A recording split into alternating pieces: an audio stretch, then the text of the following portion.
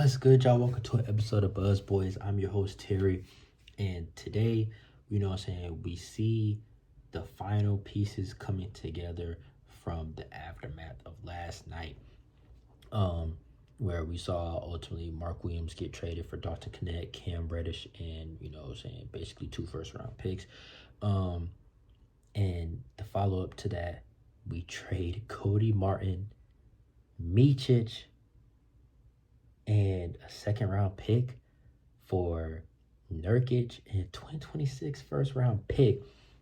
Personally, I gotta applaud Jeffrey for this one. Okay, even last night, it's like I was more so shocked than I was angry. Like, if you watch the entire video, I pretty much talked about, hey, if we want to move him, because of his injury history and all of that, okay, cool, but what are we going to do in return? What are we going to do after this? And now I see the vision. And ultimately, getting a 2026 first round pick moves me. That's immediate. That's next year. That moves me. And who knows where the Suns are going to be at by next year. You saw how fast the Brooklyn Nets got, destroyed. Bro, they had Kyrie, James Harden, bro, and then instantly a few months, bro, they're unrecognizable. So there's no telling where these Suns are going to be by 2026 because they're the most doomed team right now. They have nothing. They have Kevin Durant, who's getting older, Devin Booker, and Bradley Beal, who's getting worse and refuses to waive his no-trade clause. Who knows what this team looks like by 2026, man. I'm happy. I'm happy. Ultimately, you get rid of Micic and Martin for a first-round pick, bro. Every Hornets fan should be rejoicing right now. Bro, I'm happy that Cody Martin is finally off my fucking team. Cody Martin has been the one player for years who has somehow survived every trade deadline, no matter how many games he's missed, no matter how bad he plays, no matter what. And don't get me wrong, Cody Martin has some times where he shows where it's I see why he's on this team, but it's so often rare and in between that's it doesn't even matter. It doesn't matter. He doesn't play basketball. He's a part-time basketball player. And the thing is, I can maybe accept that from LaMelo or maybe even Brandon or maybe even Mark. But role players like Cody Martin, you're not available? Get the fuck off my team, bro. So I'm happy as fuck. And Micic, do I have to say anything? Get the fuck off my team, bro. Watch a fucking 31-year-old slow-mo rookie. Get the fuck off my team. And he actually had been playing decent as of late. Actually figured out how to shoot a basketball. But ultimately, is he missed? No, I don't care.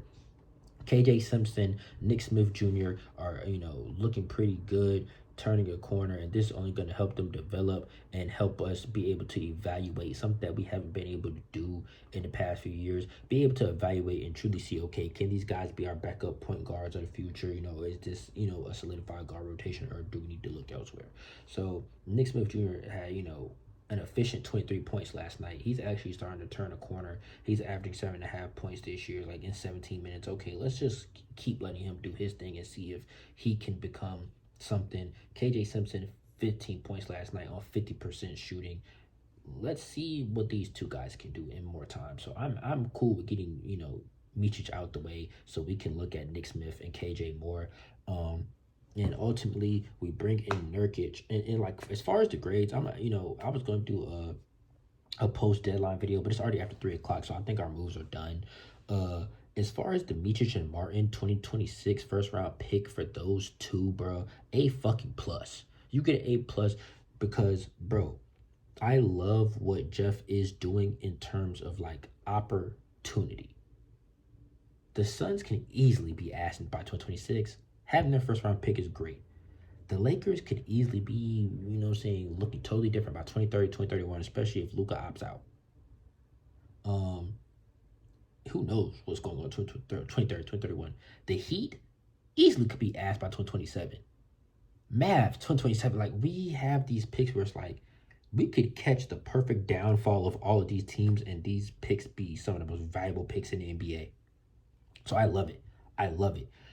Now, that I give an A+. Now, having to take on Nurkic, the player himself, it's a reason why he wasn't getting playing time out in Phoenix. at the end of the day, his defense is super subpar. Like, if we thought Mark's defense was subpar, Nurkic does not play defense. Like, he can't jump. He can't, you know what I'm saying? The defense is not there off top. And ultimately, he's a ball stopper on offense. I've seen plenty of videos where he just gets the ball and does stupid ass shit. Like, you know what I'm saying? Yeah, it's ultimately like, bro, he's a center that shoots 45% from the field. That should explain enough. That's nasty. So, you know, this isn't 2017. I'm not super duper excited for Nurkic. He's somebody who never is really truly I loved for this team. There's been, his name has been thrown around with Miles Turner and other centers for us for a while. He's never really moved me that much. But you bring him in now, he's averaging, you feel me, 8.6 points, 9 rebounds, you know what I'm saying? He could be a double-double threat. You know, he might be rusty because he hasn't played in a while. He's been getting DNPs. 32% from 3. Ultimately, he is somebody who can stretch the floor for us. 32% is not that efficient, but, it's something that can keep a defense honest, and something that we haven't had. We have not had a shooting big since Frank Kaminsky. So, ultimately, he's somebody who has a different game than Musa. The Hornets pretty much had 3 centers that all did the same thing in a way, a traditional center archetype. Now, saying, okay, you have somebody who can spread the floor, and also, saying it's not necessarily small ball because he's still a true 7-footer. So, ultimately, as far as the player, and it's really the contract. That's the thing. $18 million this year, $18 million next year. But the thing is, I think it might be $19 million next year. I gotta see. But the thing is that he's gonna be an expiring next year. So it really doesn't matter.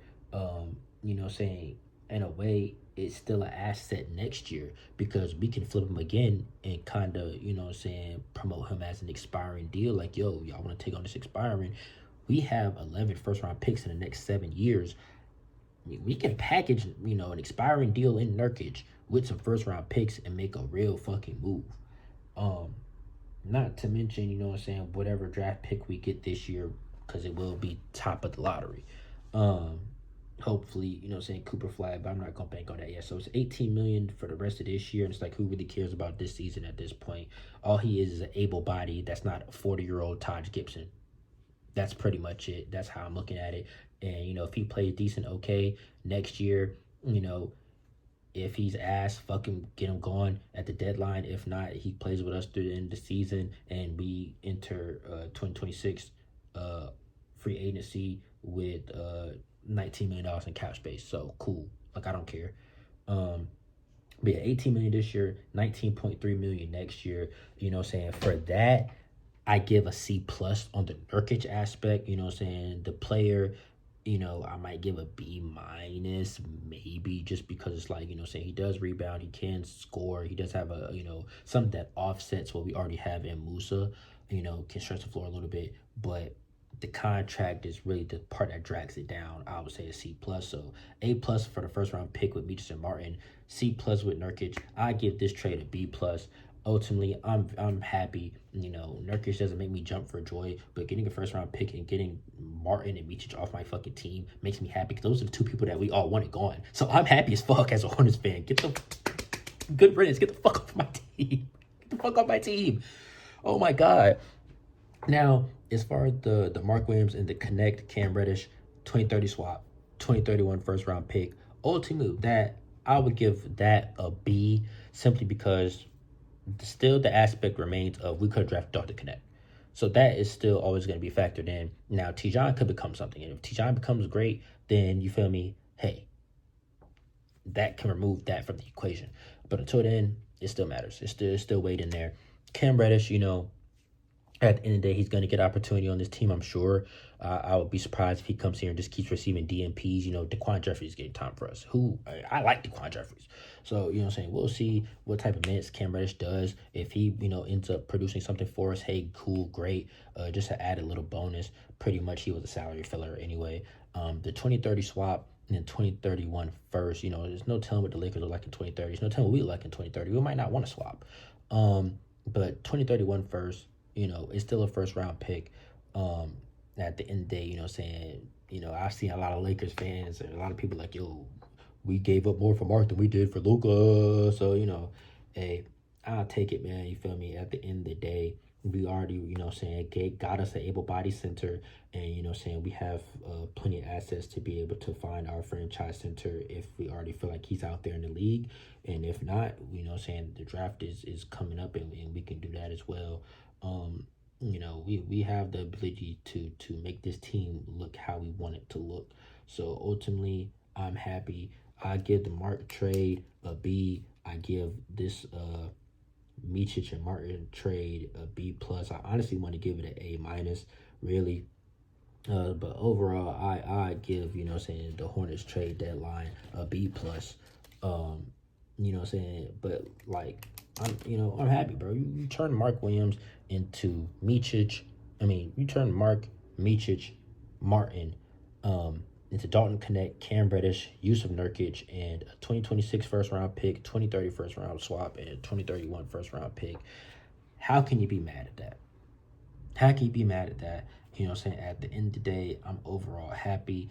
Nurkic is going to be an expiring next year that we can just keep and hold on to and have some cap space, or, try to use him as a asset in itself as well.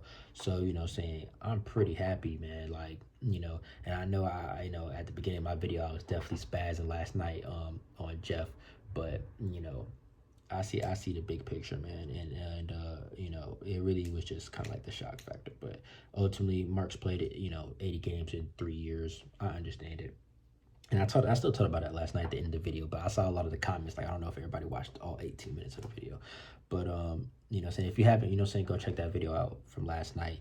If you're new to the channel, welcome to the channel, welcome to the family, man. Make Hornets content. Been a Hornets fan my whole life. Hornets, Bobcats fan, Panthers fan, Tar Heels fan my whole life.